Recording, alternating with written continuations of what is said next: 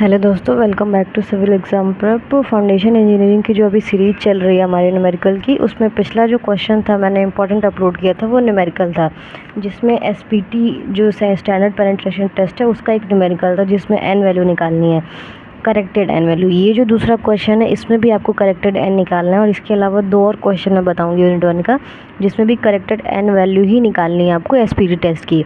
अब आप सोचोगे कि चारों क्वेश्चन सेम पैटर्न पे क्यों, तो ये सेम पैटर्न पे नहीं है। करेक्टेड एन वैल्यू निकालने का दो अलग अलग तरीका है। जैसे एक बार तो आपको फायर सेंड के लिए मैं बता रही हूँ, इसके पिछले वाला जो न्यूमेरिकल है वो नॉर्मल स्टैंडर्ड पेनिट्रेशन टेस्ट में जो है वो एक पर्टिकुलर डेप्थ पे आपका करेक्टेड एन वैल्यू पूछ लिया था, तो उस केस में फार्मूला आपका चेंज होगा। इस केस में आपका फार्मूला चेंज हो जाएगा क्योंकि इसमें सबमर्ज्ड पूछ रहा है।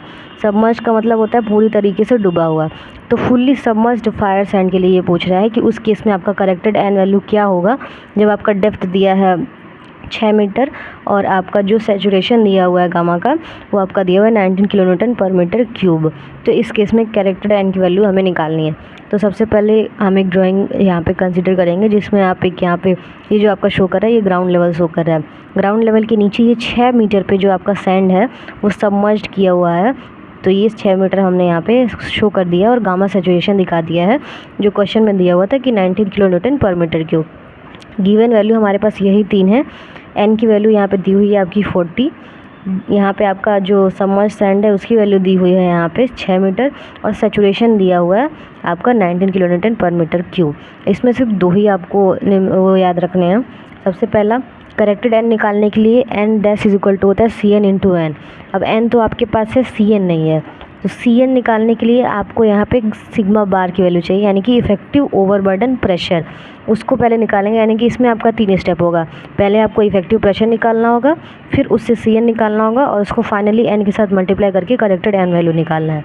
तो सिग्मा बार की वैल्यू जो क्या होगी यहाँ पे होगी, इफेक्टिव ओवरबर्डन प्रेशर क्या होता है, ओवरबर्डन प्रेशर में से पोर प्रेशर जो होता है वो आप उसको माइनस कर देंगे तो आपका टोटल इफेक्टिव ओवरबर्डन प्रेशर आपको मिल जाएगा। मतलब ये है कि जो आपका सैचुरेशन दिया हुआ है गामा इंटू डेप्थ माइनस जो आपका वाटर का सैचुरेशन है इंटू एच, यानी कि डेंसिटी आपकी सॉइल की जो दी हुई है और जो आपकी डेंसिटी वाटर की दी हुई है, इन दोनों में डेप्थ का मल्टीप्लाई करके माइनस कर देंगे तो आपका सिग्मा बार की वैल्यू आ जाएगी। तो सैचुरेशन हमारा दिया हुआ था 19, एच की वैल्यू जो डेप्थ है वो 6, वाटर की जो डेंसिटी होती है 9.81 और एच की वैल्यू आपकी हो जाएगी 6। जब इसको सॉल्व करेंगे तो आपका आएगा 55.2 किलो न्यूटन पर मीटर स्क्वायर। ये आपका अब आपका सिग्मा बार निकल गया। अब इसको इस फॉर्मूले में पुट करेंगे तो सी एन की वैल्यू आएगी। तो C N is equal to क्या हो जाएगा 0.77 इंटू लॉग 10 ब्रैकेट में 2000 डिवाइड बाई सिग्मा बार की जो वैल्यू आई थी 55.2। इसको पुट कर देंगे, इसको सॉल्व करेंगे तो आपके पास आएगा 1.201। सॉल्व करके भी देख लेते हैं। 0.77 इंटू लॉग ब्रैकेट में 2000 डिवाइड बाई 55.2 सॉल्व करेंगे तो देखिए आपका आया 1.2005, मैंने भी वही लिखा है 1.2005। अब 005 है तो 5 हटाएंगे तो इसके आगे वाले पे 1 आ जाएगा क्योंकि ये 5 है, तो इसको 1.201 भी लिख सकते हैं। ये आपकी सी एन की वैल्यू आ गई।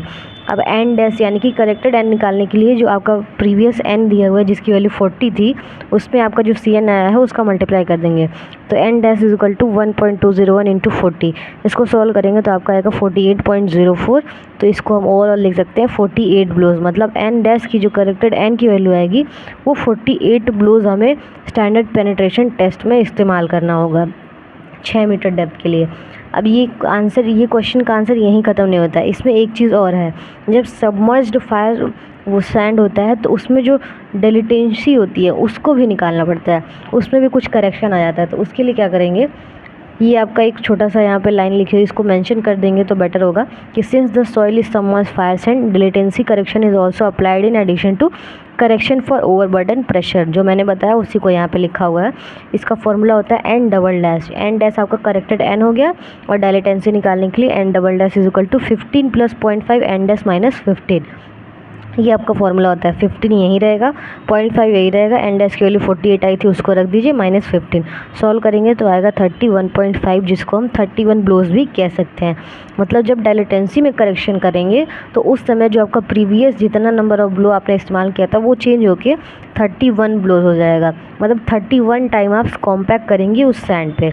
तो ये था पूरा क्वेश्चन जिसमें आपका पूछ रहा था कि करेक्टेड एन वैल्यू निकालनी थी जब आपका फुली सबमर्ज्ड फायर सैंड हो तब, एसपीटी टेस्ट में, जिसमें आपकी 3 वैल्यू मेंशन की हुई थी। तो पहले हमने क्या किया कि पहले हमने सिग्मा बार निकाला, इफेक्टिव ओवरबर्डन प्रेशर, इसको पुट किया CN में। उसके बाद से यहाँ से हमने करेक्टेड एन निकाला, N इंटू CN करके, तो आपका ये आ गया। और डायलेटेंसी में भी कुछ करेक्शन आएगा, उसको हमने निकाल दिया इस फॉर्मूले से, 15 + 0.5 एन डैश प्लस 15। इसी पे बेस 2 और न्यूमेरिकल सॉल्व करेंगे, क्योंकि इसमें जब दूसरा न्यूमेरिकल जो है उसमें कुछ चेंज नहीं है, उसमें क्या है, सेम क्वेश्चन है, बस इसमें जो फुली सबमर्ज्ड फायर सैंड लिखा है वो चेंज हो जाएगा, क्योंकि जब फुली सबमर्ज्ड फायर सैंड लगाते हैं तो ये आपका फॉर्मूला होता है। लेकिन जब ये फायर सैंड नहीं होगा तो ये चेंज होकर ये फार्मूला छोटा सा हो जाएगा, H इंटू गामा करके बस। तो उस समय ये क्वेश्चन सेम रहेगा, बस यहाँ पे H इंटू गामा हो जाएगा जब हम इफेक्टिव ओवरबर्डन प्रेशर निकालेंगे। तो मिलता है नेक्स्ट वीडियो में, इसमें हम दूसरा क्वेश्चन देखेंगे तीसरा क्वेश्चन देखेंगे एसपीटी बेस पे। और एक उसी वीडियो में मैं 2 क्वेश्चन बताऊँगी, क्योंकि सब बहुत कम है, आधे पेज का न्यूमेरिकल है, but exam point of view से बहुत इंपॉर्टेंट है। मैं चाहती हूँ यूनिट 1 का या सारे यूनिट्स का जितना भी इंपॉर्टेंट न्यूमेरिकल है वो सारा कवर हो जाए, क्योंकि सब एक जैसे ही हैं, बस थोड़ा बहुत उसमें चेंजेस हैं। तो मिलता है नेक्स्ट वीडियो में, तब तक के लिए बाय बाय।